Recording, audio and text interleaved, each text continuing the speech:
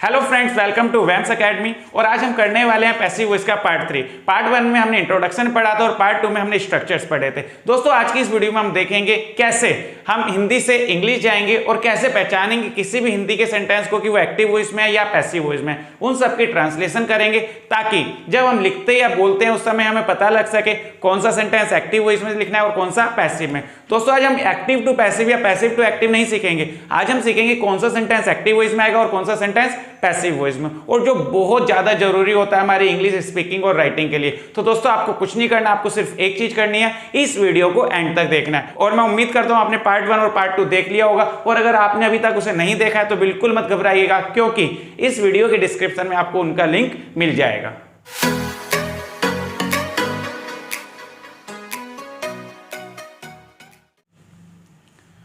तो दोस्तों, स्टार्ट करेंगे हम प्रेजेंट इंडेफिनिट टेंस से और देखेंगे कि एक्टिव और पैसिव सेंटेंसेस में किस तरह से स्ट्रक्चर्स यहां पर यूज होंगे। तो यहां देखेंगे दोस्तों प्रेजेंट इंडेफिनिट टेंस, और आपको पता है यहां पर जब हैबिट होती है हमारी प्रेजेंट की, जब हम हैबिट्स पर बात करते हैं तो हम प्रेजेंट इंडेफिनिट टेंस का यूज करते हैं। जब हमें अपनी आदतें बतानी होती है, ऐसे काम बताने होते हैं जो हम रूटीन में करते हैं। तो यहां पर दो सेंटेंसेस हैं हमारे पास, बच्चे तेज भागते हैं और हमें रोज पढ़ाया जाता है। तो पहली बात तो हमने देखा दोनों हैबिट है, तो ये बात तो हमें क्लियर हो गया, प्रेजेंट इंडेफिनिट है।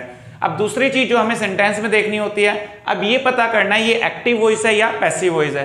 तो बच्चे तेज भागते हैं, आपने कहा बच्चे डूअर है, और जब सेंटेंस में हमारे पास डूअर होता है तो एक्टिव वॉइस होता है। तो पहली बात हमने ये क्लियर की, हमें रोज पढ़ाया जाता है, कौन पढ़ाता है ये हमें नहीं पता, तो नो डूअर, तो यहाँ पर डूअर नहीं है, और जब बच्चों डूअर नहीं होता तो हम पैसिव वॉइस में बनाते हैं। तो पहला कंसेप्ट तो हमें हर सेंटेंस में ये क्लियर करना होगा कि वो एक्टिव वॉइस है या पैसिव वॉइस है।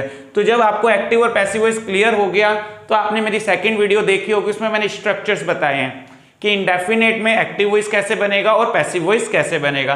तो एक्टिव वॉइस में हम सिर्फ वर्ब की फर्स्ट फॉर्म लगाते हैं, प्लूरल होता है तो वर्ब की फर्स्ट फॉर्म, और सिंगुलर होता है तो उसमें एस या ईएस भी ऐड कर देते हैं। तो यहाँ सेंटेंस देखिए, बच्चे तेज भागते हैं, तो आपने कहा चिल्ड्रन, क्योंकि चिल्ड्रन प्लूरल है आप रन के साथ एस नहीं लगाएंगे और आप बोलेंगे चिल्ड्रन रन फास्ट, बच्चे तेज भागते हैं।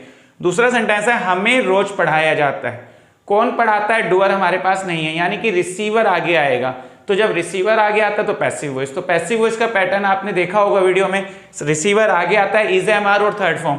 तो हम रिसीवर है तो वी आर टॉट डेली, हमें रोज पढ़ाया जाता है। तो इस तरीके से आप हर सेंटेंस को बना सकते हैं। पहले आप रिकॉग्निशन से पता करें टेंस कौन सा है, टेंस के बाद आप पता करें एक्टिव है या पैसिव वॉइस है, और जब आपको ये बात क्लियर हो जाए एक्टिव और पैसिव वॉइस, उसके स्ट्रक्चर में उसे ढाल दें। तो कितनी आसान आपकी इंग्लिश हो सकती है।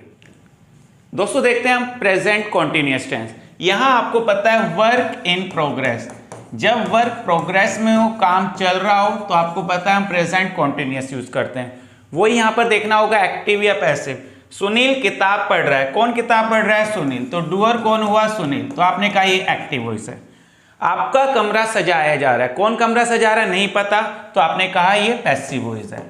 अब इसका pattern is M R I N G active voice में, और पैसिव में आपको पता है बीइंग ऐड हो जाएगा। तो डूअर सुनील है तो आपने क्या कहा, Sunil is reading a book, Sunil is reading a book. Passive होगा तो आपका कमरा, तो रिसीवर कौन है यहाँ पर, your room, is M R ही यहाँ पर आता है, बस इसमें क्या फर्क होता है, बीइंग आ जाता है। और थर्ड फॉर्म तो आपको पता है फिक्स होती है, your room is being decorated, आपका कमरा सजाया जा रहा है। देखिए कितना ज्यादा आसान है, बोलने और लिखने में आपको बहुत मदद मिलने वाली है। इस वीडियो में हम एक्टिव टू पैसिव की बात नहीं कर रहे हैं ना, पैसिव टू एक्टिव, हम बात कर रहे हैं सेंटेंस को बोलना और लिखना कैसे है। क्योंकि हम किसी भी सेंटेंस को ये तो है नहीं बोलते या लिखते समय एक्टिव और पैसिव दोनों में लिखेंगे, एक्टिव को एक्टिव में और पैसिव को पैसिव में, इससे आप नेचुरल होंगे। दोस्तों, अगला सेंटेंस है present perfect. Present perfect means जब काम कंप्लीट हो जाए, तो आप कहते हैं ये प्रेजेंट परफेक्ट होगा, प्रेजेंट में जब काम कंप्लीट हो गया और उसका इफेक्ट प्रेजेंट पर है। वही बात अब यहां पर देखनी है एक्टिव या पैसिव। रोहित ने पाठ याद कर लिया, चैप्टर याद कर लिया, तो रोहित यहां पर डूअर है, एक्टिव वॉइस, डूअर होगा तो एक्टिव वॉइस। सभी चोरों को पकड़ा जा चुका है, किसने पकड़ा नहीं पता, पैसिव वॉइस। तो पहली चीज तो आप यही कंफर्म कीजिए एक्टिव या पैसिव, फिर स्ट्रक्चर याद करना है। एक्टिव वॉइस में हैज हैव के साथ थर्ड फॉर्म लगेगी, पैसिव वॉइस में हैज हैव में बीन ऐड होगा। तो रोहित ने पाठ याद कर लिया तो आप क्या कहोगे, Rohit has learn the chapter. अगला, सभी चोरों को पकड़ा जा चुका है, all the thieves has have तो आएंगे यहां पर, हैव बस यहां पर आपको क्या लगाना होगा, been caught, all the thieves have been caught. तो देखिए कितना ज्यादा आसान है, बट आपको बाय के चक्कर में नहीं फंसना है कि बाय होगा सेंटेंस में जब भी वो पैसिव होगा। पहचान समझिए कैसे है, डूअर है तो एक्टिव वॉइस, डूअर नहीं है तो पैसिव वॉइस। दोस्तों अगला सेंटेंस है पास्ट इंडेफिनिट। पास्ट इंडेफिनिट में आप देखेंगे वर्क कंप्लीट इन पास्ट, यहां पर भी काम कंप्लीट हो रहा है मगर उसका प्रेजेंट पर कोई इफेक्ट नहीं है। फिर से वही वाली बात एक्टिव और पैसिव में, कल बच्चे स्कूल गए थे, कौन स्कूल गए थे, बच्चे, डूअर है तो आपने कहा सर ये एक एक्टिव वॉइस ही हो गया।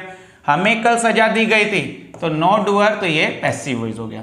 तो कल बच्चे स्कूल गए थे, आपको पता है यहाँ सेकंड फॉर्म लगती है एक्टिव वॉइस में, तो the children went to school, the children went to school yesterday. देखिए कितने आसानी से आपका सेंटेंस बना। और हमें कल सजा दी गई थी, हमने दी थोड़ी थी, हमें सजा मिली थी। तो यहां पर सेकंड फॉर्म जब आती है तो यहां वर आता है, वी वर पनिश्ड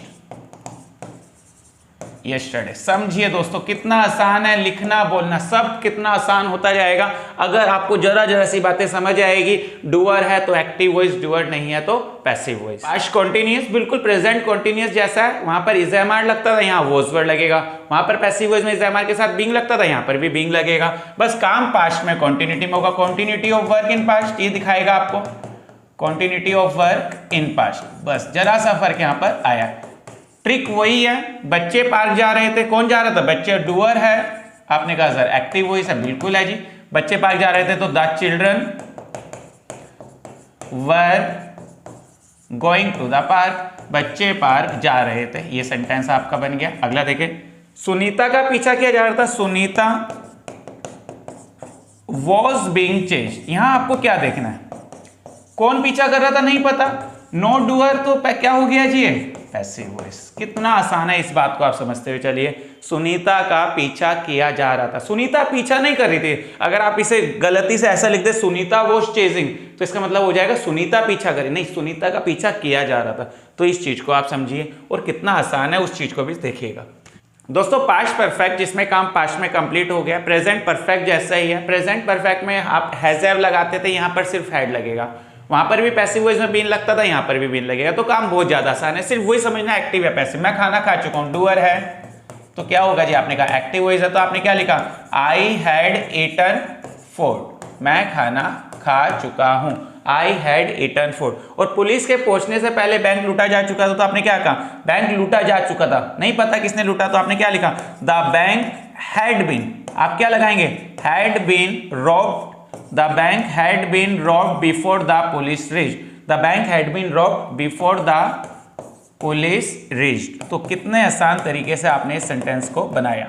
तो बस एक्टिव और पैसिव को समझने का सबसे आसान तरीका है, डूअर है तो एक्टिव वॉइस, डूअर नहीं है तो पैसिव वॉइस।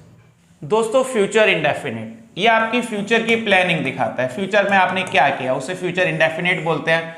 एक्टिव वॉइस में आपको पता है क्या आएगा, विल या शैल आएगा और उसके साथ V1 आ जाता है। पैसिव वॉइस में बस क्या करना होता है, विल या शैल तो रहेंगे यहाँ पर, उसके साथ आपको बी लगाना होगा और थर्ड फॉर्म तो आपको फिक्स है ही, पता ही है वाली बात, तो बी ऐड होगा। तो अरुण कल बैंक जाएगा, डूअर है Arun, Arun will go to the bank tomorrow, will go to the bank tomorrow. तो अनिल कल बैंक जाएगा, तो यहाँ डूअर था तो हमने बी नहीं लगाया। अगला देखें, कल सभी लड़कों को सजा दी जाएगी, तो यहां पर कौन सजा देगा नहीं पता, all the boys will be punished, all the boys will be punished tomorrow, कल सभी लड़कों को सजा दी जाएगी। तो देखिए कितना आसान है दोस्तों एक्टिव और पैसिव का पता लगाना। दोस्तों future perfect, work complete in future, जब आपको लगे कि काम कंप्लीट हो गया है फ्यूचर में तो आप फ्यूचर परफेक्ट का यूज करते हैं। यहाँ पर आप विल हैव और V3 लगाएंगे और पैसिव में विल हैव के साथ बीन आ जाएगा, डूअर आगे आएगा एक्टिव वॉइस में, रिसीवर आगे आएगा पैसिव वॉइस में। मैं कल तक ये चैप्टर याद कर लूंगा, कौन कर लेगा, मैं। I shall have learn this chapter by tomorrow, तो देखिए कितना आसान है, मैं कल तक ये चैप्टर याद कर लूंगा। I shall have learn this chapter by tomorrow. जनवरी तक यह मकान बना दिया जाएगा, तो this house will have been built. अब यहाँ विल हैव बीन बिल्ट क्यों आया? क्योंकि बीन इसलिए आया ही पैसिव वॉइस है, हाउस कुछ नहीं करेगा, हाउस डूअर नहीं है, रिसीवर है। This house will have been built by January. तो देखिए टेंसेस का passive voice active voice structure आपके सामने है। Present, indefinite, continuous, perfect, perfect continuous का हम पैसिव वॉइस अवॉइड करते हैं, जनरली नहीं बनाते। तो यहाँ पर कुल मिलाकर 8 हमने स्ट्रक्चर्स देखे, 3 प्रेजेंट के, 3 पास्ट के और 2 फ्यूचर के। तो दोस्तों देखते हैं अब थोड़े से मॉडल्स के स्ट्रक्चर और उससे समझते हो कैसे सेंटेंसेस बनाए जाएंगे। आपको रोज पार्क जाना चाहिए, बस वो मैंने आपको सेकंड वीडियो में बताया स्ट्रक्चर्स में कि मॉडल्स में अगर कोई भी मॉडल हो उससे आप लीजिए, उसके साथ V1 एक्टिव वॉइस में, और पैसिव वॉइस में कोई भी मॉडल लीजिए, बी लगाकर थर्ड फॉर्म लगा दीजिए। तो आपको सिर्फ ये पता करना है एक्टिव या पैसिव। आपको रोज पार्क जाना चाहिए, डूअर है यहाँ पर आपको यू, तो you should go to the park daily, आपको रोज पार्क जाना चाहिए। सभी कमरे रोज साफ किए जाने चाहिए, यहाँ डूअर नहीं है, ये पैसिव वॉइस हुआ। All the rooms should be, यहां पर बी आ जाएगा जी, और थर्ड फॉर्म तो आपको पता है क्लीन डेली।